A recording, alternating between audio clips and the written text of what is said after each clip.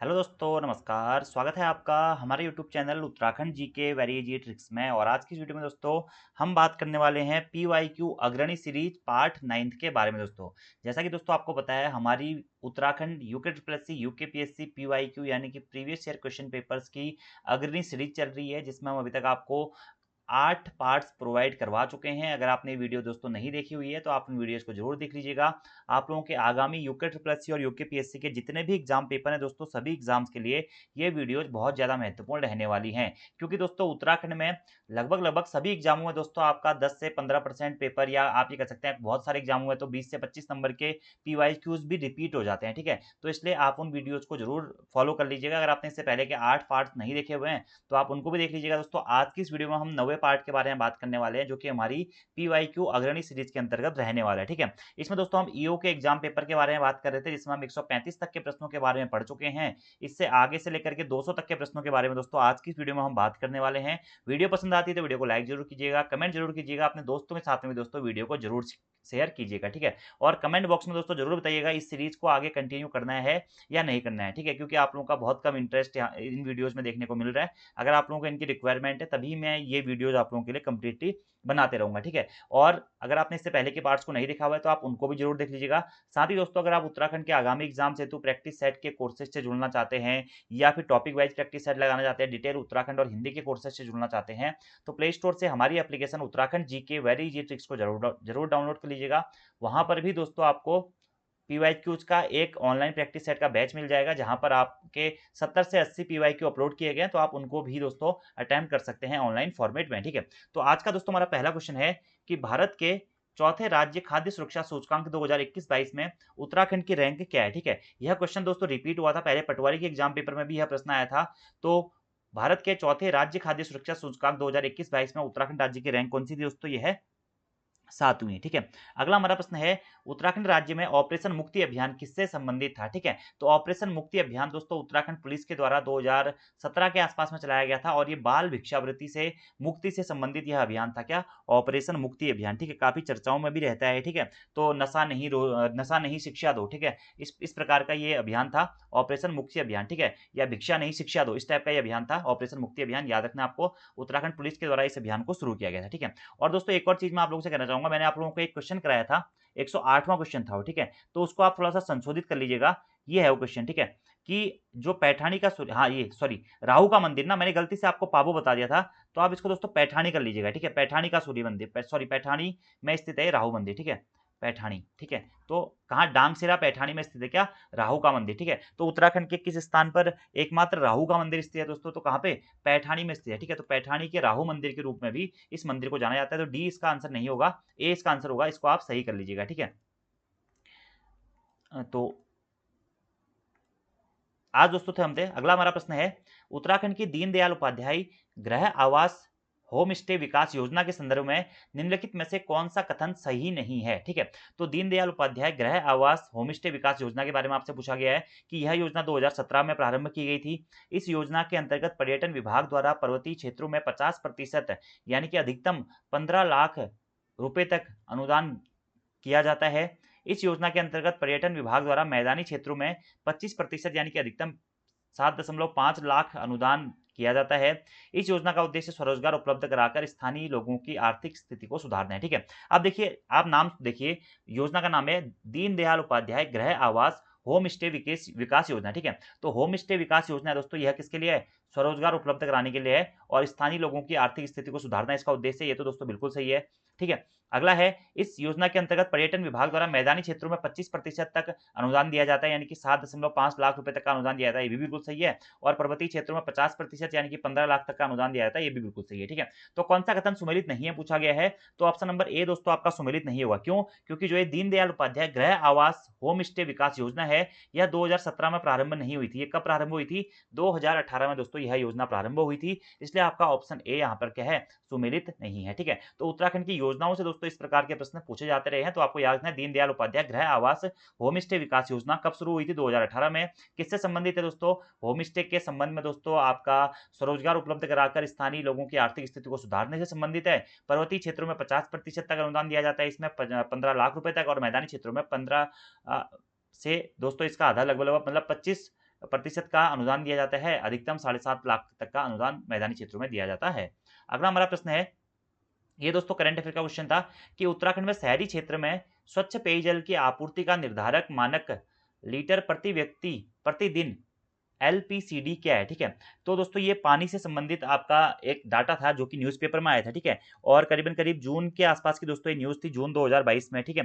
तो उसमें मैंने आपको कवर अप भी कराया था करंट अफेयर्स में, ठीक है, कि पेयजल की समस्या चल रही थी, तो उसी के संबंध में ये आपका एक डाटा है कि उत्तराखंड में शहरी क्षेत्रों में स्वच्छ पेयजल की आपूर्ति का निर्धारित मानक लीटर प्रति व्यक्ति प्रतिदिन, ठीक है। ये जिसे कहते हैं दोस्तों एलपीसीडी, ठीक है। कितना है, ठीक है। तो ये है दोस्तों कितना 135 लीटर, ठीक है। तो यहाँ पर दोस्तों आपको 2 मानक याद रखने हैं कि ग्रामीण क्षेत्रों में जो मानक है दोस्तों, वो है प्रति व्यक्ति 55 लीटर प्रतिदिन, ठीक है। ग्रामीण क्षेत्रों में कितना है दोस्तों? प्रति व्यक्ति 55 लीटर प्रतिदिन मानक है दोस्तों।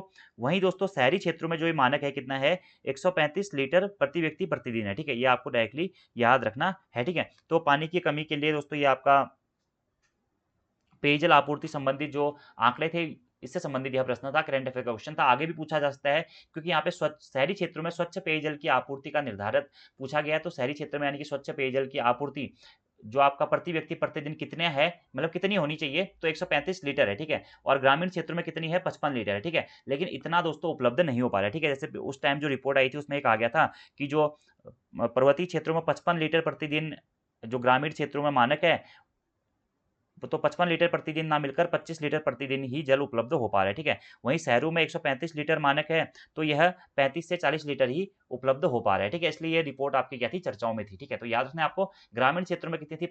आपका 55 लीटर प्रति व्यक्ति प्रतिदिन, ठीक है। और शहरी क्षेत्रों में कितनी है? 135 लीटर प्रति व्यक्ति प्रतिदिन, ठीक है। ये आपको याद रखना है। अगला हमारा प्रश्न है, निम्नलिखित में से कौन उत्तराखंड में प्रधानमंत्री किसान सम्मान निधि योजना के संचालन हेतु नोडल अधिकारी नामित किया जाता है, ठीक है। अगर इस योजना के बारे में बात करें दोस्तों, यह है प्रधानमंत्री किसान सम्मान निधि योजना, ठीक है। पीएम किसान सम्मान निधि योजना, ठीक है। तो इस योजना की शुरुआत दोस्तों कब हुई थी? तो प्रधानमंत्री किसान सम्मान निधि योजना बहुत महत्वपूर्ण योजना है दोस्तों। फरवरी 2019 में इस योजना की शुरुआत हुई थी, ठीक है। जो कृषकों को आपका एक साल में 6,000 रुपये दोस्तों दिए जाते हैं, तो 2-2 हज़ार रुपये करके जो आपकी किस्त आती है 4-4 महीने के अंतराल में। तो वही जो ये योजना है प्रधानमंत्री किसान सम्मान निधि योजना है, इसके लिए जो नोडल अधिकारी दोस्तों नामित किया जाता है, वह किसको किया जाता है? आयुक्त एवं सचिव राजस्व परिषद इसके लिए क्या किया जाता है? नोडल अधिकारी नामित किया जाता है, ठीक है। तो पहले दोस्तों देखिए किस प्रकार के प्रश्न एग्जाम में पूछे जाते थे। पहले डायरेक्टली एग्जाम में प्रश्न पूछा जाता था कि प्रधानमंत्री किसान सम्मान निधि योजना किससे संबंधित है? किसानों से संबंधित है। किसानों को 6,000 रुपये प्रति वर्ष आपका भत्ता देने से संबंधित है। कब शुरू की गई है किसान प्रधानमंत्री किसान सम्मान निधि योजना? फरवरी 2019 में शुरू की गई थी, ठीक है। लेकिन यहाँ पर प्रश्न पूछ दिया था कि इसका नोडल अधिकारी किसे नामित किया जाता है, ठीक है। तो आयुक्त एवं सचिव राजस्व परिषद को नामित किया जाता है, ठीक है। एक और प्रश्न दोस्तों यहाँ से पूछा जाता है कि किस मंत्रालय के अधीन ये योजना आती है, ठीक है। तो कृषि मंत्रालय के अधीन दोस्तों यह योजना आती है। अगला हमारा प्रश्न है, उत्तराखंड में एक जिला दो उत्पाद योजना कब लागू की गई थी, ठीक है। तो एक जिला यानी कि वन डिस्ट्रिक्ट टू प्रोडक्ट, ठीक है। ओडीटीपी योजना भी इसे कहा जाता है। तो ओडीटीपी योजना उत्तराखंड में शुरू की गई थी दोस्तों कब? अक्टूबर 2021 से। कब शुरू की गई थी? एक जिला दो उत्पाद योजना तो अक्टूबर 2021 से दोस्तों शुरू की गई थी, ठीक है। एक जिला दो उत्पाद योजना का संबंध क्या है दोस्तों? उत्तराखंड के प्रत्येक जिले से दो उत्पादों को चयनित करके अंतर्राष्ट्रीय स्तर पर पहचान दिलाने से संबंधित यह योजना थी, एक जिला दो उत्पाद योजना, ठीक है। अक्टूबर 2021 से इसे शुरू किया गया था, ठीक है। यहीं से दोस्तों एक और प्रश्न पूछा जा सकता है आपसे कि उत्तराखंड में एक जिला एक उत्पाद योजना कब लागू की गई थी? तो 2018 के आसपास वो लागू की गई थी, ठीक है। उत्तराखंड में या भारत में इस टाइप का क्वेश्चन है 2018 के आसपास में। और उत्तराखंड में एक जिला दो उत्पाद योजना कब लागू की गई? तो अक्टूबर 2021 में यह लागू की गई थी। अगला हमारा प्रश्न है, एमएसएमई मंत्रालय द्वारा उत्तराखंड में एमएसएमई टूल रूम की स्थापना कहाँ की गई है, ठीक है। ये सारे दोस्तों लगभग जो है करंट अफेयर के क्वेश्चन है आपके, ठीक है। तो एमएसएमई मंत्रालय द्वारा उत्तराखंड में एमएसएमई टूल रूम की स्थापना दोस्तों कहाँ पर की गई है? यह सिडकुल सितारगंज, ठीक है। एलडीको सिडकुल सितारगंज में एमएसएमई मंत्रालय के द्वारा एमएसएमई टूल रूम की स्थापना की गई है। अगला हमारा प्रश्न है, निम्नलिखित में से कौन सा कृषि व्यवसाय विकास केंद्र ग्राम्य 2 योजना के अंतर्गत पिथौरागढ़ प्रभाग में स्थापित है, ठीक है। तो कृषि व्यवसाय विकास केंद्र ग्राम्य 2 योजना के अंतर्गत जो पिथौरागढ़ प्रभाग में स्थापित है, वो कौन सा है? वो है नाचनी, ठीक है। नाचनी दोस्तों कृषि व्यवसाय विकास केंद्र ग्राम्य 2 योजना के अंतर्गत पिथौरागढ़ प्रभाग में स्थापित क्या है? एक प्रभाग है, ठीक है, याद रखना आपको क्या है, नाचनी, ठीक है।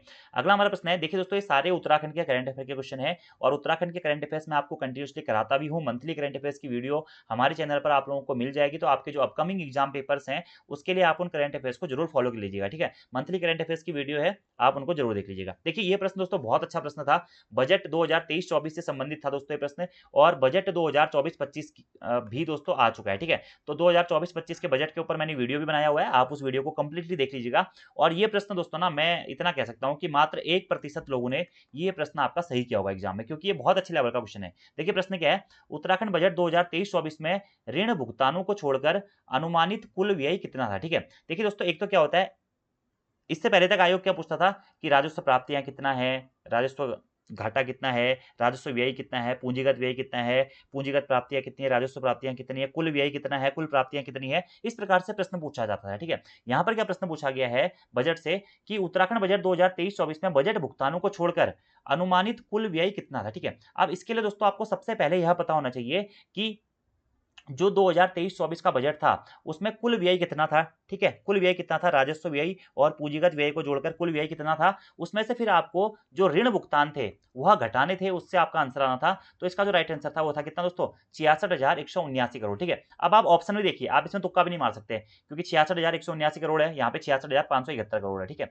अब देखिए मैं आपको थोड़ा बहुत बता देता हूँ बजट 2023-24 के बारे में, वैसे इसके बारे में भी मैंने वीडियो बनाया हुआ है, 2024-25 के बजट वाली वीडियो आप लोग जरूर देख लीजिएगा, क्योंकि वहां से आपके एग्जाम में प्रश्न पूछे जाने की पॉसिबिलिटी बहुत ज्यादा है, ठीक है। तो 2023-24 का जो बजट था ना दोस्तों, उसमें जो आपका कुल राजस्व व्यय था वह कितना था, वह था 77,407.08, ठीक है, करोड़, ठीक है। तो ये आपका क्या था, कुल व्यय था, ठीक है, जिसमें आपका राजस्व व्यय भी था और पूंजीगत व्यय भी था, ठीक है। अब इसमें से पूछा गया ऋण भुगतानों को छोड़कर, तो ऋण भुगतान कितने थे दोस्तों, ऋण भुगतान थे 11,227.63 करोड़। अगर आप इसमें से इसको माइनस करेंगे तो आपका आ जाएगा 66,179 करोड़ के आसपास, ठीक है। तो आपका राइट आंसर हो जाएगा ये, ठीक है। इसी प्रकार दोस्तों 2024-25 की जो मैंने बजट की वीडियो बनाई हुई है, अगर आपने वो देखी हुई है तो आप वहां से मेरे को देखकर बचाएंगे। मैं आप इस प्रश्न को थोड़ा सा संशोधित कर रहा हूं कि 2024-25 में ऋण भुगतानों को छोड़कर अनुमानित कुल व्यय कितना है, ठीक है। अब आपको 2024-25 के आधार पर कमेंट बॉक्स में करके बताना है, ठीक है।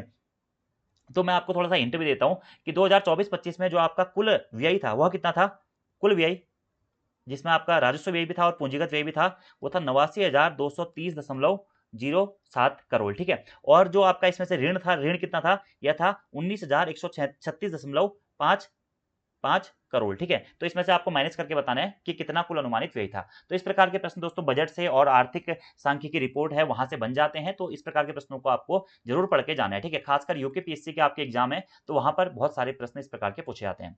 अगला हमारा प्रश्न है, 2011 की जनगणना के अनुसार जनसंख्या घनत्व के आरोही क्रम में व्यवस्थित कीजिए, ठीक है। अब आपको पता होना चाहिए कि उत्तराखंड का जनसंख्या घनत्व दोस्तों कितना है, यानी कि उत्तराखंड का जनघनत्व कितना है, ठीक है। तो 189 है, ठीक है, कितना है, 189, ठीक है।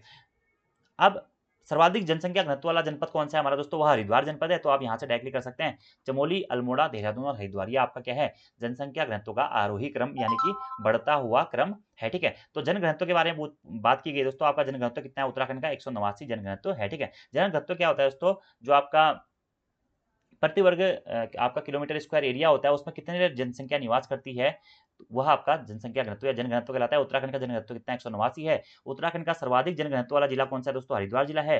सबसे कम जनघनत्व वाला जिला कौन सा है दोस्तों, वह है उत्तरकाशी जिला है, ठीक है, प्रति किलोमीटर स्क्वायर में रहने वाले लोगों की संख्या। तो सर्वाधिक जनघनत्व हरिद्वार का है, तो डायरेक्टली आप चमोली, अल्मोड़ा, देहरादून और हरिद्वार इस प्रकार से सही कर सकते थे। अगला प्रश्न है, उत्तराखंड और तिब्बत के मध्य होने वाले व्यापार को किस घटना के बाद या पश्चात बंद कर दिया गया, ठीक है। तो उत्तराखंड और तिब्बत के मध्य में पहले व्यापार होता था दोस्तों दर्रों के माध्यम से, ठीक है, दर्रों के माध्यम से, यानी कि कहां से होता था, जो हमारा नीति दर्रा है, माणा दर्रा है, लिपुलेख दर्रा है, यही ऐसे दर्रे थे जिनके माध्यम से भारत यानी कि उत्तराखंड और तिब्बत के मध्य में व्यापार होता था। तो भारत चीन युद्ध जब हुआ था 1962 में, उसके बाद में इस व्यापार को बंद कर दिया गया था। तो ऑप्शन नंबर सी आपका सही उत्तर हो जाएगा।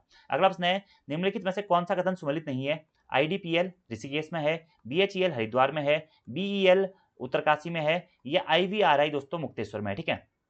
देखिए कौन सा सुमेलित नहीं है पूछा गया है, तो जब भी आपको इस प्रकार का प्रश्न मिले ना, तो जो भी नहीं है वाले क्वेश्चन में आपको क्या करना है, नहीं को गोला कर देना है, ठीक है। जितने भी प्रश्न आएंगे नहीं को गोला जरूर करना है, वरना एग्जाम में एक प्रश्न तो गलत हो ही जाता है, ठीक है। तो नहीं को गोला कीजिएगा तो नहीं पर नजरें बनी रहती हैं। तो देखिए आईडीपीएल ऋषिकेश में स्थित है, बिल्कुल सही दोस्तों। आईडीपीएल का जो आपका फुल फॉर्म होता है वो क्या है?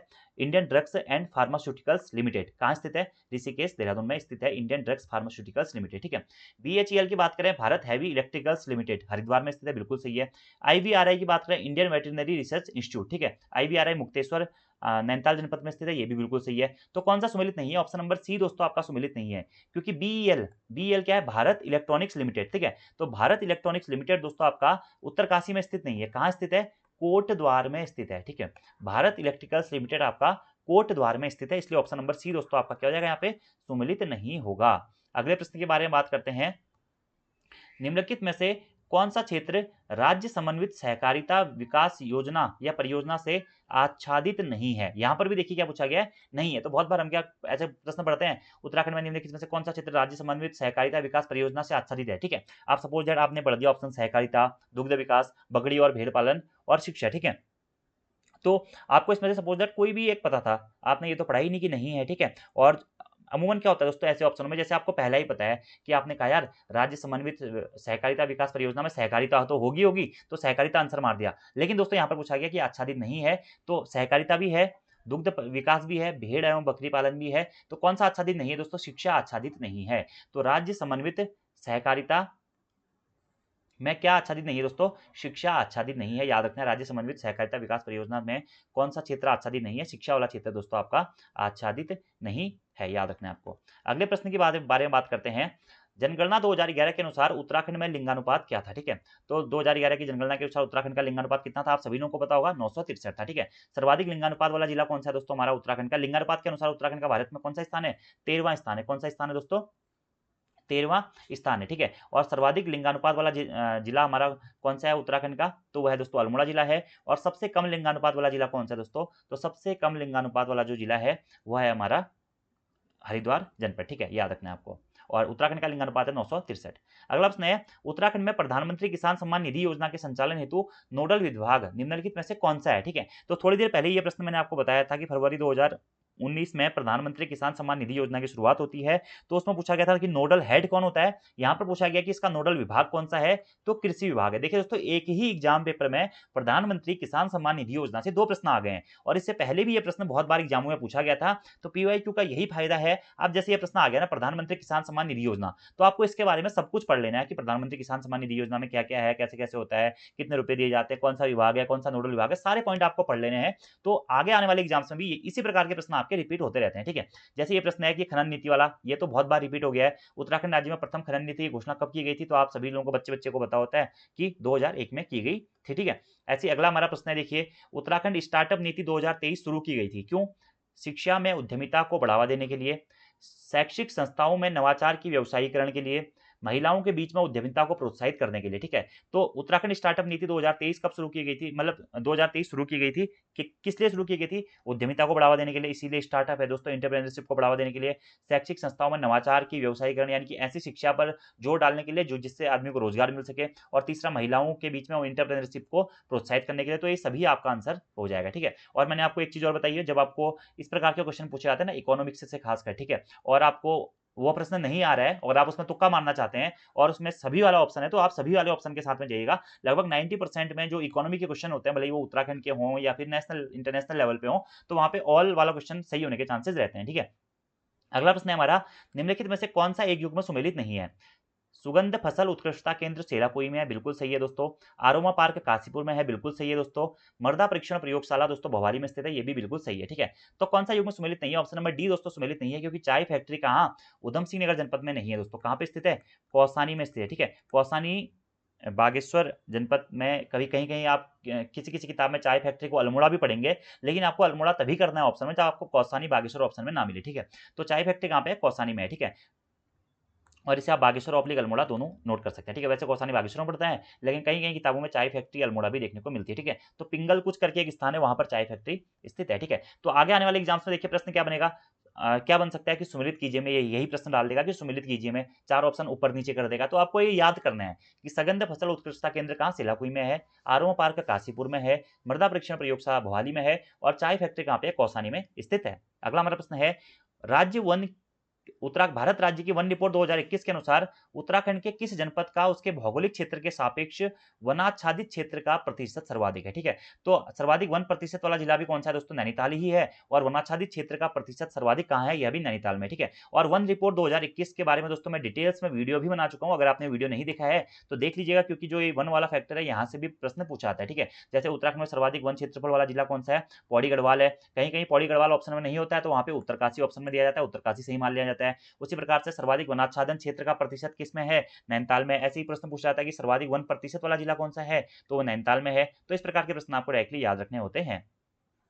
अगला हमारा प्रश्न है दोस्तों, अगले जो हमारे प्रश्न है ये आपके मैथ्स रीजनिंग के कुछ क्वेश्चन हैं। ठीक है, तो इनको हम स्किप करते हैं। ठीक है, ये क्वेश्चन आप लोग कर लीजिएगा, क्योंकि ईओ में स्पेशली ये टॉपिक दिया गया था, 10 क्वेश्चन थे। ठीक है, तो इनको स्किप कर लेते हैं, अगर आपको करने होंगे तो आप कर लीजिएगा। आगे हम बात करते हैं जो बचे हुए हमारे प्रश्न है। ठीक है, अगला प्रश्न है 15वें ब्रिक्स सम्मेलन के दौरान ब्रिक्स संगठन में कितने नए सदस्य देशों को शामिल किया गया। ठीक है, तो 15वें ब्रिक्स सम्मेलन के दौरान दोस्तों ब्रिक्स संगठन में 6 नए देशों को शामिल किया गया था। ठीक है, ब्रिक्स में 5 देश दोस्तों पहले से थे, कौन कौन से, ब्राजील, रशिया, इंडिया, चाइना और साउथ अफ्रीका। ठीक है, 2006 में वैसे ब्रिक की स्थापना हुई थी, 2010 में आपका इसमें साउथ अफ्रीका भी जुड़ गया था, तो फिर इसमें 5 देश हो गए थे। ठीक है, अभी 6 देशों को इसमें फिर से शामिल किया गया था। ठीक है, तो 15वें ब्रिक्स सम्मेलन में के दौरान ब्रिक्स संगठन में कितने सदस्यों को शामिल किया गया था, 6 को शामिल किया गया था। अब ये 6 देश कौन कौन से थे, ये आपको दोस्तों याद रखने हैं। एक तो था मिस्र था, मिस्र, इसके साथ में कौन सा दोस्तों, इथियोपिया था, इथियोपिया। अगला था ईरान, सऊदी अरब और संयुक्त अरब अमीरात। ठीक है, ये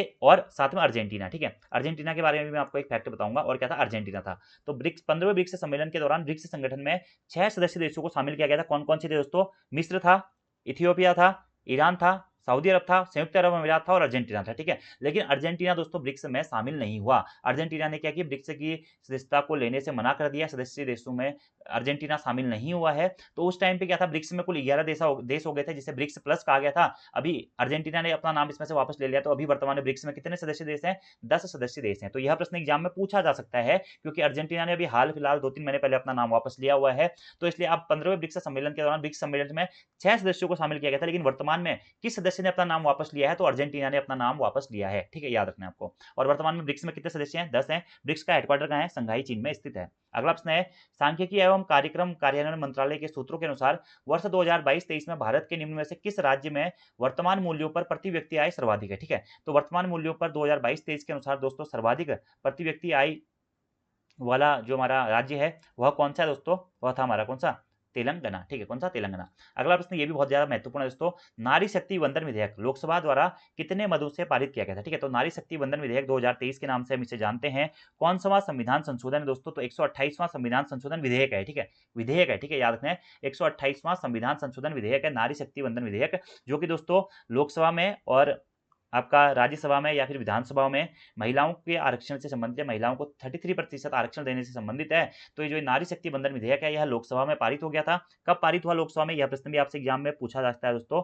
तो 20 सितंबर 2023 को ये लोकसभा में पारित हुआ और 21 सितंबर 2023 को ये राज्यसभा में पारित हुआ। ठीक है, अब ये लोकसभा में 20 सितंबर 2023 को पारित हुआ, तो कितने मतों से यह पारित हुआ, आपका यह प्रश्न एग्जाम में पूछा गया है। तो नारी शक्ति वंदन विधेयक दोस्तों 2023 बहुत महत्वपूर्ण प्रश्न है, आगे भी रिपीट हो सकता है, 454 वोटों से लोकसभा में पारित हुआ। ठीक है, इसके पक्ष में 454 और विपक्ष में शायद 2 मत पड़े। ठीक है, वही प्रश्न पूछा जा सकता है कि राज्यसभा में कितने मतों से पारित हुआ, तो राज्यसभा में पूरे 214 मतों से यह पारित हो गया था। तो नारी शक्ति वंदन विधेयक राज्य की विधानसभाओं में, लोकसभाओं में, राज्यसभाओं में महिलाओं को 33% आरक्षण देने से संबंधित यह विधेयक है। अगला प्रश्न है भारत द्वारा अपने नागरिकों को निम्न में से किस देश से निकालने के लिए ऑपरेशन अजय चलाया गया था। तो जो ऑपरेशन चले थे दोस्तों बहुत ज्यादा महत्वपूर्ण ऑपरेशन हैं, यहाँ से यूकेपीएससी हर एग्जाम में प्रश्न पूछ रहा है। तो ऑपरेशन अजय दोस्तों इजराइल से भारतीय नागरिकों को निकालने के लिए भारत सरकार के द्वारा कौन सा ऑपरेशन अजय चलाया गया था। अगला प्रश्न है मैरीलैंड अमेरिका में समानता की मूर्ति का अनावरण निम्न में से किसके सम्मान में हुआ है। ठीक है, तो डॉक्टर भीमराव अंबेडकर जी के सम्मान में दोस्तों मैरीलैंड अमेरिका में समानता की मूर्ति का अनावरण किया गया है। कहाँ पे, मैरीलैंड अमेरिका में। क्या, समानता की मूर्ति, तो समानता की मूर्ति किससे संबंधित है, डॉक्टर भीमराव अंबेडकर से संबंधित है। ये दोस्तों करंट अफेयर के क्वेश्चन है, तो आप इनको डायरेक्टली नोट डाउन कर लीजिएगा, क्योंकि आगे भी एग्जाम में आपसे पूछे जा सकते हैं, क्योंकि 1 साल तक का करंट अफेयर एग्जाम्स में पूछा जाता रहा है। ठीक है, अगला है हाल ही में 84 लोगों को संगीत नाटक अकादमी अमृत पुरस्कार भारत के उपराष्ट्रपति द्वारा प्रदान किए गए थे। इनमें से उत्तराखंड के कितने लोग थे? तो संगीत नाटक अकादमी अमृत पुरस्कार दोस्तों भारत के उपराष्ट्रपति द्वारा 84 लोगों को सम्मानित किया गया था इससे। इसमें उत्तराखंड के दोस्तों कितने लोग थे? 4 लोग शामिल थे। कितने? 4 लोग। अगला दोस्तों कि टैलिस्मैन सेबर 2023 क्या है दोस्तों? तो देखते ही पता चल रहा है दोस्तों टैलिस्मैन सेबर क्या आपका एक द्विपक्षीय सैन्य अभ्यास है। ठीक है, अब आपको कमेंट बॉक्स में बताना है कि जो टैलिस्मैन सेबर अभ्यास है 2023 का द्विपक्षीय सैन्य अभ्यास है, किस किस देशों के बीच में यह आयोजित किया जाता है। अगला प्रश्न है, नई दिल्ली में आयोजित 18वें G20 शिखर सम्मेलन 2023 के दौरान भारत के G20 के शेरपा कौन थे? ठीक है, तो पिछले 2023 में हर एग्जाम में G20 से एक प्रश्न दोस्तों बना हुआ है, तो आगे के एग्जाम्स में भी पूछा जा सकता है क्योंकि G20 शिखर सम्मेलन की अध्यक्षता भारत ने करी थी और नई दिल्ली में जो G20 शिखर सम्मेलन 18वें G20 शिखर सम्मेलन का आयोजन हुआ था और भारत के बहुत सारे स्थानों में इसका आयोजन हुआ था, उत्तराखंड में भी हुआ था, उत्तराखंड के 3 स्थानों पर। वो 3 स्थान कौन-कौन से थे आपको कमेंट बॉक्स में बताने हैं और इसमें भारत में G20 के शेरपा कौन थे? अमिताभ कांत जी थे। कौन थे? अमिताभ कांत जी थे, याद रखना है आपको। अगला हमारा प्रश्न है कि नोमैडिक एलिफेंट एक संयुक्त सैन्य अभ्यास भारत और किस देश के मध्य में शुरू हुआ है? तो नोमैडिक एलिफेंट नामक जो एक दोस्तों संयुक्त सैन्य अभ्यास है, यह भारत और मंगोलिया के मध्य में आयोजित होता है। अगला प्रश्न है दोस्तों, हाल ही में भारत कनाडा संबंध जिनमें से किस एक आतंकी की हत्या के कारण कटु हो गए थे? ठीक है, तो हरदीप सिंह निज्जर की हत्या के कारण दोस्तों भारत और कनाडा के संबंध क्या हो गए थे? कटु हो गए थे। ठीक है, तो हरदीप सिंह निज्जर काफी चर्चाओं में भी बना हुआ था और वहीं से आयोग के द्वारा प्रश्न भी पूछ लिया गया था। अब देखिए दोस्तों ये करंट अफेयर है। ठीक है, अब ये करंट अफेयर भी पीवाईक्यू में आ रहे हैं, तो इन करंट अफेयर से आपको ये पता चलेगा कि आपको किस प्रकार के करंट अफेयर्स पढ़ने हैं। ठीक है, जो मैं आपको मंथली करंट अफेयर्स कराता हूं, अगर आप उनको देखते होंगे तो इसी प्रकार के सभी जो करंट अफेयर्स हैं वो मैं आपको करवा भी चुका था। ठीक है, तो इसलिए करंट अफेयर्स को पढ़ना भी बहुत ज्यादा जरूरी है। अगला प्रश्न है दोस्तों, सितंबर 2023 में मालदीव के राष्ट्रपति कौन चुने गए थे? तो सितंबर 2023 में दोस्तों मालदीव के राष्ट्रपति चुने गए थे कौन दोस्तों? मोहम्मद मुइज्जो। ठीक है, अभी दोस्तों किसी देश के, मैं आपसे प्रश्न पूछ रहा हूं, अभी वर्तमान में किस देश के जो आपके राष्ट्रपति है उनकी मृत्यु एक हेलीकॉप्टर दुर्घटना में या प्लेन दुर्घटना में हुई है? ठीक है, आपको कमेंट बॉक्स में इसका आंसर बताना है किस देश के वो राष्ट्रपति थे। ठीक है, और उनका नाम क्या था? ठीक है, ये आपको बताना है। ठीक है, अगला प्रश्न है, चंद्रयान 3 के लैंडर का नाम क्या था? तो चंद्रयान 3 के लैंडर का नाम है दोस्तों क्या? विक्रम। ठीक है, और चंद्रयान 3 के रोवर का नाम क्या था? प्रज्ञान था।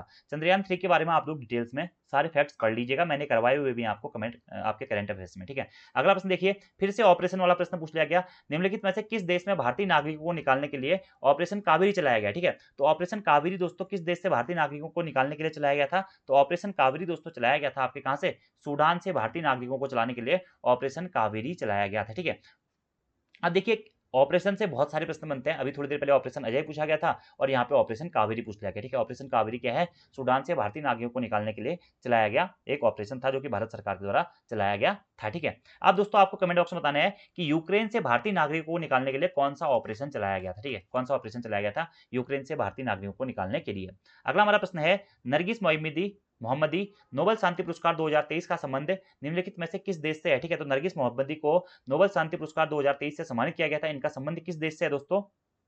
तो नरगिस मोहम्मदी का जो संबंध है वह दोस्तों कहां से? ईरान से है। कहां से? ईरान से। ठीक है, अब नोबेल शांति पुरस्कार दोस्तों आपको नोबेल के जितने भी पुरस्कार प्रदान किए गए हैं सभी पुरस्कार आपको याद रखने हैं। मैंने करंट अफेयर्स में कराई भी है, अक्टूबर नवंबर वाली करंट अफेयर्स की वीडियो आप देख लीजिएगा। आगे आने वाले एग्जाम में जब तक अगले वर्ष के नोबेल पुरस्कार नहीं दिए जाते हैं तब तक यही नोबेल पुरस्कार आपके एग्जाम्स में पूछे जाते रहेंगे। ठीक है, तो नोबेल के जितने भी पुरस्कार हैं आपको याद रख लेने हैं। अगला प्रश्न है, ये भी महत्वपूर्ण क्वेश्चन है कि स्वास्थ्य का अधिकार अधिनियम पारित करने वाला प्रथम भारतीय राज्य कौन सा था? ठीक है, तो स्वास्थ्य का अधिकार अधिनियम पारित करने वाला जो प्रथम भारतीय राज्य है दोस्तों वह कौन सा? हमारा राजस्थान है। कौन सा? राजस्थान है। अगला हमारा प्रश्न है, भारतीय दंड संहिता की निम्नलिखित में से कौन सी धारा राजद्रोह से संबंधित है? ठीक है, तो भारतीय दंड संहिता की कौन सी धारा दोस्तों राजद्रोह से संबंधित है? तो इसका दोस्तों आपका राइट आंसर हो जाएगा 124 ए। ठीक है, 124 ए जो धारा है वह राजद्रोह से संबंधित है। अगला हमारा प्रश्न है, चंद्रयान 3 को निम्नलिखित में से किस तिथि को सफलतापूर्वक प्रक्षेपित किया गया था? ठीक है, तो चंद्रयान 3 को दोस्तों, ये क्वेश्चन आप देखिए मैंने आपको पहले ही बोला हुआ है कि चंद्रयान 3 ऐसा टॉपिक है, G20 ऐसा टॉपिक है जो आपका नरगिस मोहम्मदी पुरस्कार हैं, ये इस प्रकार के टॉपिक्स हैं जो कि एग्जाम में बार बार रिपीट होते हैं। देखिए इसी एग्जाम पेपर में चंद्रयान 3 से 2 प्रश्न आ गए आपका। ठीक है, प्रधानमंत्री किसान सम्मान निधि योजना से आपके 2 प्रश्न आ गए। ठीक है, तो इस प्रकार के प्रश्न एग्जाम में बार बार बनते हुए हैं। ठीक है, तो इसीलिए मैं आपसे कह रहा हूँ कि आपको डिटेल से चीजों को पढ़ना है। 14 जुलाई 2023 को चंद्रयान 3 को सफलतापूर्वक प्रक्षेपित किया गया था। ठीक है, एरिस निम्नलिखित में से किस बीमारी का नया रूपांतरण है? तो एरिस जो है दोस्तों आपका यह कोरोना बीमारी का नया रूपांतरण है क्या? एरिस। ठीक है, अगला हमारा प्रश्न है, डकार घोषणा एक सांज्ञा घोषणा पत्र है जिसका संबंध किससे है, ठीक है। तो डकार घोषणा दोस्तों बहुत चर्चाओं में भी रहा था, डकार घोषणा पत्र, ठीक है, और बार-बार चर्चाओं में बीच-बीच में आता भी रहता है। तो यह जलवायु परिवर्तन से संबंधित है, क्या, डकार घोषणा पत्र, याद रखना है, डकार, डकार यानी कि जलवायु परिवर्तन से, ठीक है। अगला हमारा प्रश्न है ग्रैंड मास्टर मैक्सन कार्लसन का संबंध किस खेल से है, ठीक है। तो मैक्सन कार्लसन ये भी चर्चाओं में बने हुए थे उस टाइम पे, तो इनका संबंध किस खेल से, शतरंज से है, ठीक है। अगला हमारा प्रश्न है बीमर शब्द निम्नलिखित में से किस खेल से संबंधित है, क्रिकेट, पोलो, वॉलीबॉल या फिर हॉकी, ठीक है। तो इसका आंसर तो लगभग सभी को आता होगा, खासकर वो जो क्रिकेट खेलते हैं, ठीक है। तो बीमर शब्द का संबंध किससे, क्रिकेट से है, ठीक है। वो ऐसी फुल टॉस दोस्तों जो आपके विकेटों के ऊपर से जाती है, आपके शरीर में लगती है, उसे कहा जाता है बीमर, ठीक है। तो यह क्रिकेट से संबंधित है। अगला हमारा प्रश्न है निम्नलिखित में से एशियाई खेलों में स्वर्ण पदक जीतने वाली प्रथम भारतीय महिला कौन है। तो एशियाई खेलों में दोस्तों स्वर्ण पदक जीतने वाली प्रथम भारतीय महिला कौन है, वह है कमलजीत संधू जी, ठीक है। अगला हमारा प्रश्न है जनवरी 2023 में शुरू की गई महत्वपूर्ण और उभरती प्रौद्योगिकी पर पहल आईसीटीई भारत और किस देश के बीच की साझेदारी है, ठीक है। तो महत्वपूर्ण और उभरती प्रौद्योगिकी पर पहल आईसीटीई दोस्तों यह जनवरी 2023 में शुरू की गई एक पहल थी जो कि भारत और अमेरिका के देश के बीच में शुरू की गई थी, ठीक है। अगला हमारा प्रश्न है निम्नलिखित में से किस देश ने फीफा महिला विश्व कप 2023 जीता था। तो फीफा महिला विश्व कप 2023 दोस्तों किस देश ने जीता था, यह जीता था स्पेन ने। किसने जीता था, स्पेन ने जीता था। अगला प्रश्न है जर्क शब्द निम्नलिखित में से किस खेल से संबंधित है, ठीक है। तो अगर जर्क की बात करें दोस्तों तो जर्क जो शब्द है वह भारोत्तोलन से संबंधित है, किससे, भारोत्तोलन से। अगला प्रश्न है भारतीय खिलाड़ी लक्ष्य सेन का संबंध किस खेल से संबंधित है। तो लक्ष्य सेन दोस्तों बैडमिंटन से संबंधित है, उत्तराखंड के अल्मोड़ा जनपद से इनका संबंध है, ठीक है। अगला हमारा प्रश्न है हाल ही में संपन्न हुए एशियाई खेल 2023 में भारत ने निम्नलिखित में से किस स्पर्धा में सर्वाधिक स्वर्ण पदक जीते हैं, ठीक है। निशानेबाजी, एथलेटिक्स, तीरंदाजी या मुक्केबाजी, ठीक है। तो इसका आंसर दोस्तों आयोग के द्वारा डिलीट कर दिया गया था। तो आई थिंक एथलेटिक्स में जीते थे। एक बार आप इसको क्रॉस चेक भी कर लीजिएगा। एशियाई खेल 2023 में भारत ने किस प्रतिस्पर्धा में सर्वाधिक स्वर्ण पदक जीते थे, ठीक है। आयोग के द्वारा इस प्रश्न को डिलीट कर दिया गया था, ठीक है। अगला प्रश्न है एक पोलो टीम में कितने सदस्य होते हैं। तो एक पोलो टीम में दोस्तों 4 सदस्य होते हैं, ठीक है। यह प्रश्न पहले भी बहुत बार पूछा गया है, ठीक है। अगला हमारा प्रश्न है कि इलेक्ट्रा गोल्ड कप निम्नलिखित में से किस खेल से संबंधित है, ठीक है। तो इलेक्ट्रा गोल्ड कप दोस्तों आपका संबंधित है किससे, टेबल टेनिस से। किससे, टेबल टेनिस से। अगला हमारा प्रश्न है महात्मा गांधी द्वारा हिंद स्वराज किस भाषा में लिखी गई थी। तो महात्मा गांधी द्वारा जो हिंद स्वराज नामक पुस्तक थी यह गुजराती भाषा में लिखी गई थी। किस भाषा में, गुजराती भाषा में लिखी गई थी। इंपोर्टेंट क्वेश्चन है। अगला प्रश्न है निम्नलिखित में से कौन अखिल भारतीय कांग्रेस का अध्यक्ष कभी नहीं रहा, ठीक है। तो आप सभी लोगों को पता होगा दोस्तों कौन कभी नहीं रहा, बाल गंगाधर तिलक जी दोस्तों अखिल भारतीय राष्ट्रीय कांग्रेस के अध्यक्ष कभी भी नहीं रहे। अगला प्रश्न है भारत में सिविल सेना का जनक किसे कहा जाता है। तो बच्चे बच्चे को होता है लॉर्ड कार्नवालिस को भारत में सिविल सेवा का जनक कहा जाता है, ठीक है। अगला हमारा प्रश्न है युगांतर आश्रम का मुख्यालय कहाँ स्थित था, ठीक है। तो युगांतर आश्रम का जो मुख्यालय दोस्तों यह कहाँ स्थित था, यह दोस्तों कहाँ पे, सैन फ्रांसिस्को में स्थित है, ठीक है। कहाँ पे, युगांतर आश्रम का मुख्यालय। अगला प्रश्न है पूर्ण स्वराज्य का प्रस्ताव कांग्रेस के किस अधिवेशन में पारित हुआ था। तो कांग्रेस के लाहौर अधिवेशन में दोस्तों पूर्ण स्वराज का प्रस्ताव पारित हुआ था। किसमें, लाहौर अधिवेशन में, ठीक है, 1929 में, ठीक है। इसी के तहत दोस्तों 26 जनवरी 1930 को पहली बार क्या हुआ था, स्वतंत्रता दिवस मनाया गया था। अगला प्रश्न है निम्नलिखित में से किस राज्य ने वेलेजली की सहायक संधि को स्वीकार नहीं किया था। जयपुर, जोधपुर, बंगाल और हैदराबाद, ठीक है। तो बंगाल राज्य ने दोस्तों क्या किया था, वेलेजली की सहायक संधि को स्वीकार नहीं किया था। किसने, बंगाल ने। अगला प्रश्न है निम्नलिखित में से भारत के किस भारतीय खेल महारथी को भारत के चुनाव आयोग का राष्ट्रीय आइकन घोषित किया गया। तो भारत के चुनाव आयोग का राष्ट्रीय आइकन दोस्तों किसे घोषित किया गया था, सचिन तेंदुलकर जी को घोषित किया गया था, ठीक है। ये भी करंट अफेयर का क्वेश्चन है और इंपोर्टेंट दोस्तों यहाँ आपके प्रश्न थे। ईओ का एग्जाम पेपर हमने यहाँ पे कंप्लीट कर लिया, ईओ और टीआरआई का, ठीक है। तो यही 200 प्रश्न आपके उस एग्जाम पेपर में पूछे गए थे। और दोस्तों आपको ये वीडियोस कैसी लग रही है कमेंट बॉक्स में जरूर बताइएगा। वीडियो पसंद आती है वीडियो को लाइक जरूर करें, कमेंट जरूर करें, अपने दोस्तों के साथ में भी वीडियो को जरूर शेयर करें। अगर वीडियो में कोई भी दोस्तों ऐसी गलती होती है तो आप कमेंट बॉक्स में सूचित कर दें, ठीक है। और अगर आपने इससे पहले की वीडियोस को नहीं देखा हुआ है तो आप उन वीडियोस को भी जरूर देख लीजिएगा क्योंकि आपके आगामी एग्जाम से तो ये सभी वीडियोस दोस्तों बहुत ज़्यादा महत्वपूर्ण है। और दोस्तों अभी तक आपने हमारी एप्लीकेशन को डाउनलोड नहीं किया हुआ है तो प्ले स्टोर से हमारी application Uttarakhand GK very easy tricks को जरूर डाउनलोड कर लें। धन्यवाद।